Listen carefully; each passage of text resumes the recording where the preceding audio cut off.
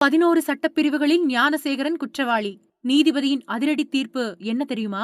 கடந்த டிசம்பர் 23ஆம் தேதி நடந்த அண்ணா பல்கலைக்கழக மாணவி பாலியல் வன்கொடுமை வழக்கு 5 மாதத்துக்குள்ள சிறப்பு புலனாய்வு குற்றப்பிரிவு போலீசால தீவிர விசாரணை நடத்தப்பட்டு இன்னைக்கு ஞானசேகரன் மேல தொடுக்கப்பட்டிருக்கிற 11 சட்டப்பிரிவுகள்ல அவரு குற்றவாளின்னு வரலாற்று முக்கியத்துவம் வாய்ந்த தீர்ப்பு வழங்கப்பட்டிருக்கு.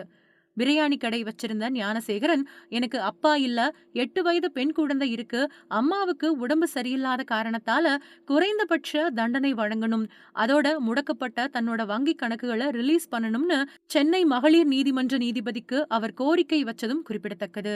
பிரியாணி கடை வச்சிருந்த ஞானசேகரன் தான் குற்றவாளின்னு நீதிபதி ராஜலட்சுமி உறுதி செய்ததை தொடர்ந்து அவர் மேல 11 சட்டப்பிரிவுகள் கீழே அதிகபட்ச தண்டனை வழங்கப்படும்னு எதிர்பார்க்கப்பட்ட நிலையில தண்டனை விவரங்கள் ஜூன் மாசம் 2ஆம் தேதி அறிவிக்கப்படும்னு நீதிபதி உத்தரவிட்டிருக்காரு. அதிகபட்சமா ஞானசேகரனுக்கு ஆயுள் தண்டனை வழங்கப்படும்னு சொல்லப்படுவதோட முந்தைய பாலியல் வன்கொடுமை வழக்குகள்ல கொடுக்கப்பட்ட தண்டனைகளை எடுத்துக்காட்டா எடுத்துக்கப்படும்னு சொல்லப்படுது.